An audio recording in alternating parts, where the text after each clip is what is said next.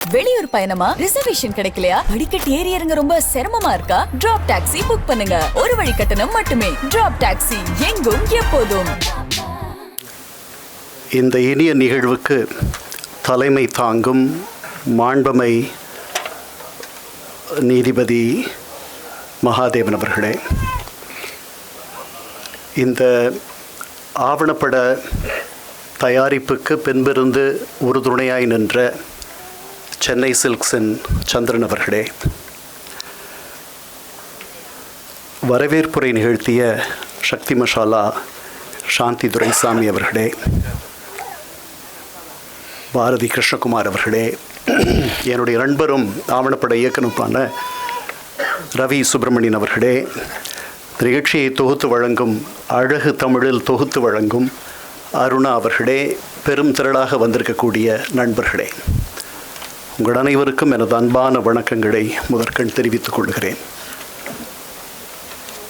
ஆவணப்படங்கள் இப்போதெல்லாம் அமெரிக்க அதிபரின் மனைவியாக இருந்தால்தான் எடுப்பது வழக்கம். இந்த முயற்சியில் இறங்கியிருப்பவர்கள் அதிலிருந்து ரொம்ப தொலைவில் இருப்பவர்கள். மெலனியா ட்ரம்பை பற்றி வந்திருக்கிற ஆவணப்படத்தை, அதை பற்றிய செய்திகளை நாம் பார்த்து கொண்டிருக்கிறோம். இது அதற்கு நேர் எதிரான படம். காலமும் வரலாறும் தனக்கான மனிதர்களை தேடிக்கொண்டே இருக்கின்றன.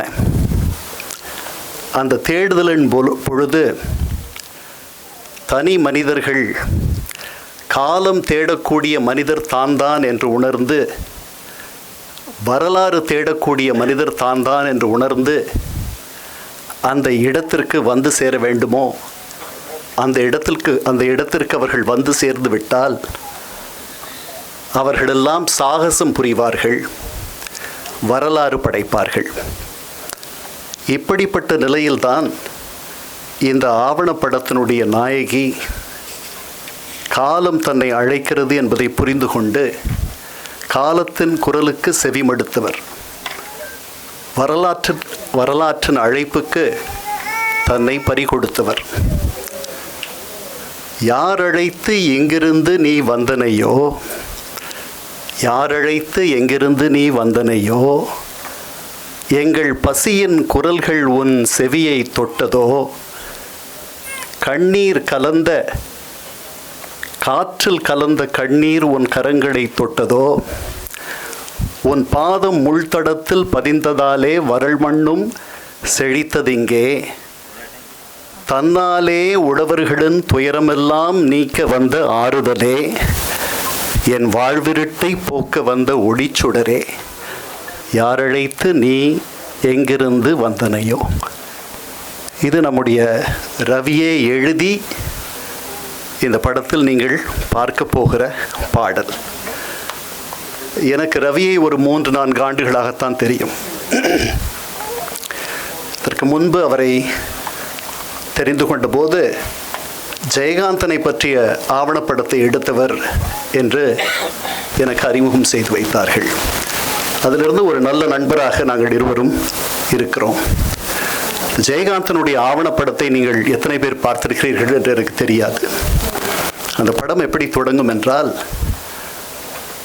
இளையராஜாவினுடைய பாடல், பாரதியினுடைய பாடலோடு ஒரு இருட்டிலிருந்து அந்த பாடல் தொடங்கும்.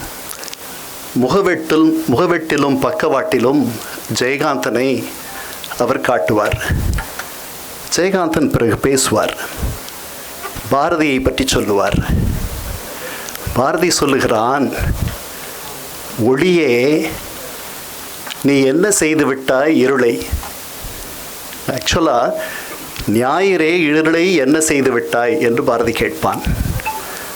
ஓட்டினாயா, விழுங்கினாயா என்று கட்டி முத்தமிட்டு நின் கதிர்களாகிய கைகளால் மறைத்து விட்டாயா, இருள் நினக்கு பகையா, இருள் நின் உணவு பொருளா, அது நின் காதலியா, இரவெல்லாம் நின்னை காணாத மயக்கத்தால் இருண்டிருந்ததா.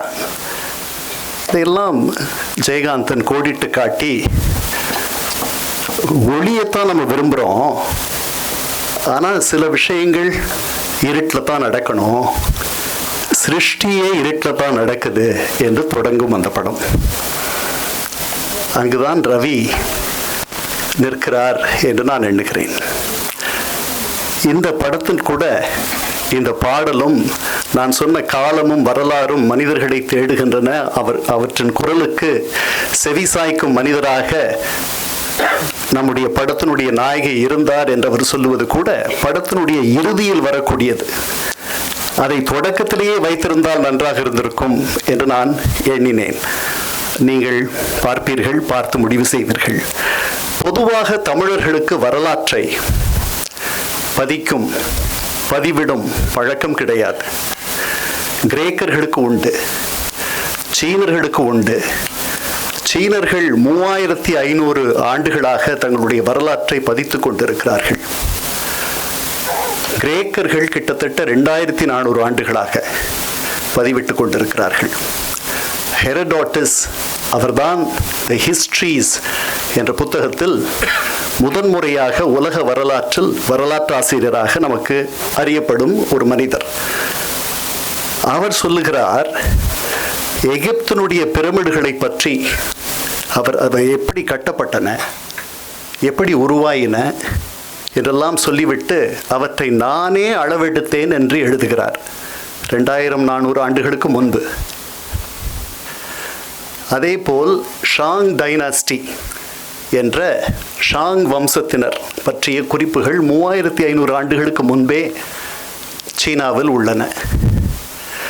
நமக்கு இந்த குறிப்பெடுக்கும் வழக்கம் கிடையாது, வரலாற்றை பதிவு செய்யும் வழக்கமும் நமக்கு கிடையாது.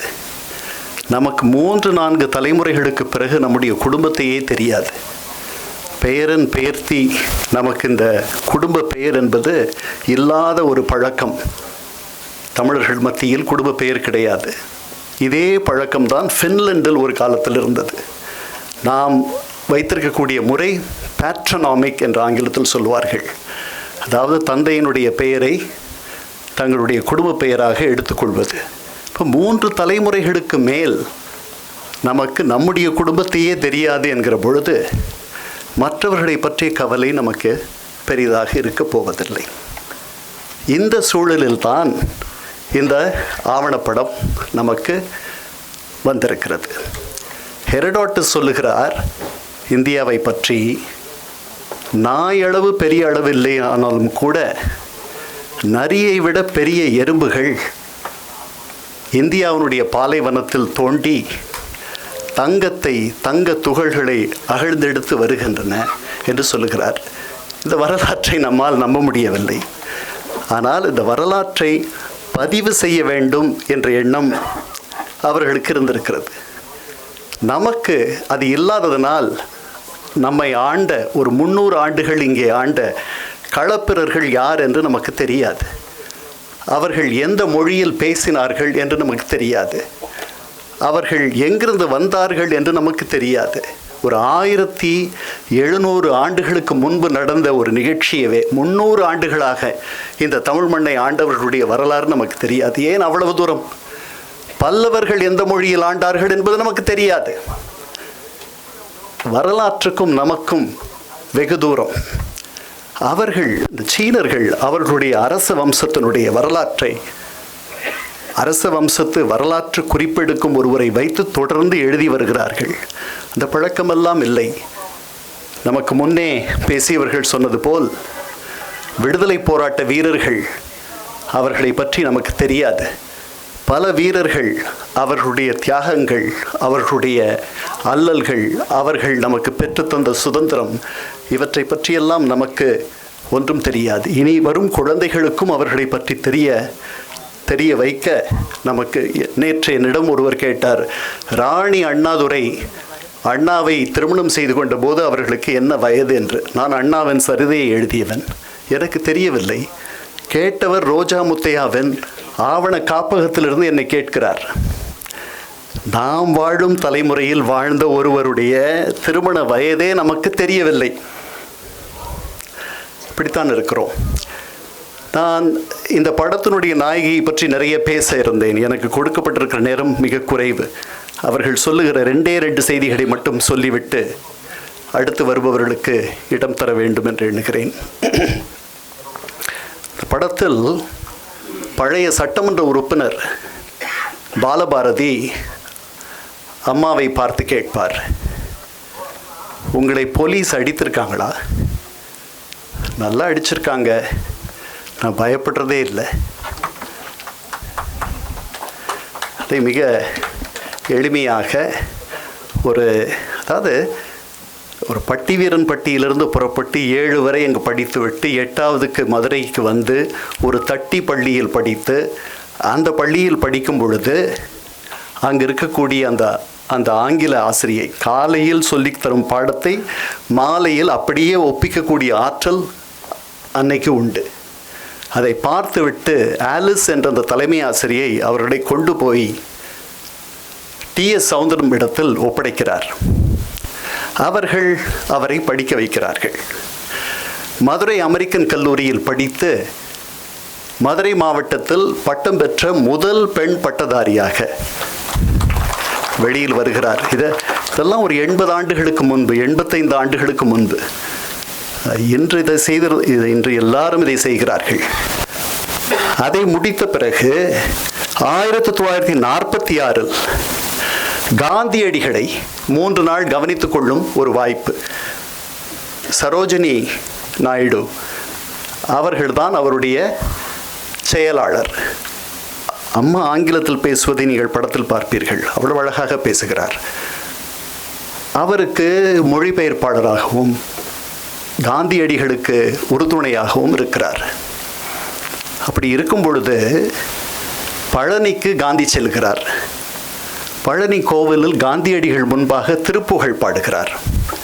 இந்த திருப்புகழ் எப்படி தெரியும்?